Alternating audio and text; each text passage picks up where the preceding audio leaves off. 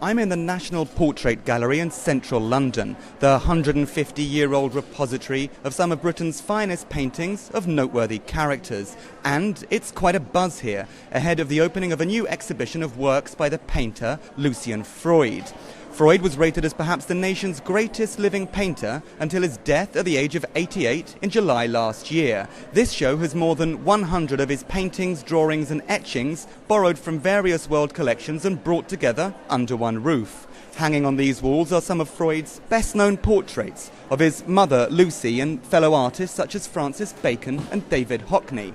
There are also some lesser-known pieces of Freud's lovers, friends and family that were painstakingly produced over 7 decades from the early 1940s. Also on show, for the first time, is Freud's final work, an unfinished painting of his assistant David Dawson with his dog Ellie, called Portrait of the Hound 2011. Freud, the grandson of the Victorian psychoanalyst Sigmund Freud, lived a life as colourful as his canvases. Born in Berlin, he escaped Nazism with his family in the 1930s for Britain, becoming part of a progressive London art set. Rumours abound about his romantic life. His many mistresses are well known, but claims that he fathered 40 children are likely an exaggeration.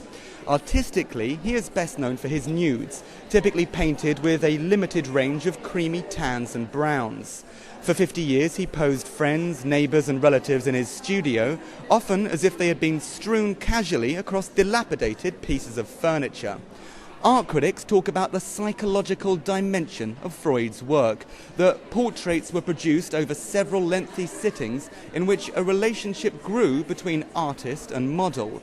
For me, and I'm no art buff, Freud's portraits have a power of their own. His brushstrokes pick out all the creases and folds in flabby human flesh that would normally be considered ugly.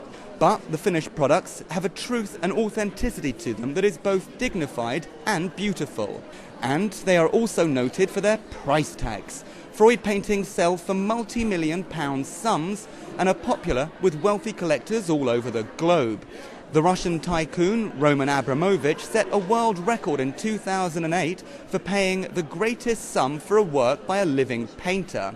The piece, called Benefit Supervisor Sleeping, went under the hammer in New York for £17 million.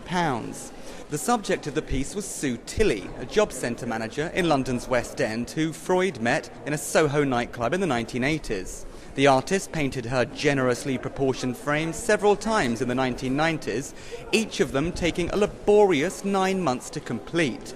I spoke with a model and asked her about her time in Freud's studio and what she thought about the psychological relationship with the artist.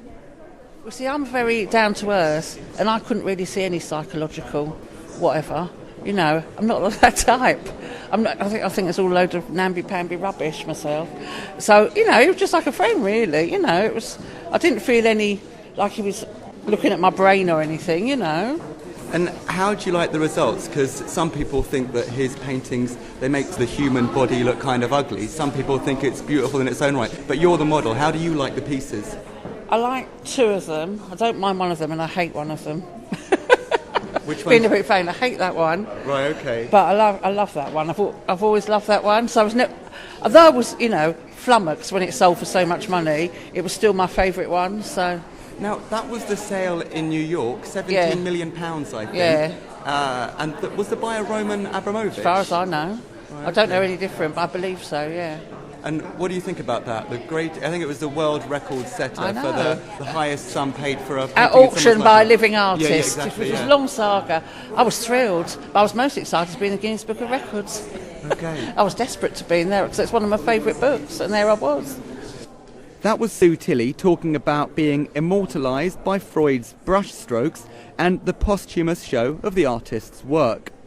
After 4 months before the British public, the show will head to the Modern Art Museum of Fort Worth in Texas in the United States. I spoke with Michael Auping, chief curator of the American Gallery, to find out more about the show and the legacy of the artist. Well, I think Lucian will be considered one of the greatest figurative painters post-World War II. I really think that to be true. And he really reinvigorated figurative painting in the 40s and 50s at a time when America and much of Europe was engaged in abstract painting. Lucian Freud was engaged in a battle to reignite figurative painting. So I think his legacy is a great one. There's no question about that. And it will continue to grow. Often the images that we see in the media these days are perfect-looking people, airbrushed, unblemished and flawless skin, whereas the human body, with all its creases and folds seen through the eyes of Freud, is a very different thing, don't you think? I do. And we are a society now of Photoshop, and we are a society of the 89-pound model, whether it be male or female. And Freud, first of all, chooses people not because they look beautiful, quote unquote. He chooses people because they look interesting. And he wants a body that is a portrait that is not iconic, but actually individual. That was Michael Auping, who helped curate the Lucian Freud show, which runs at London's National Portrait Gallery from Thursday until May 27th.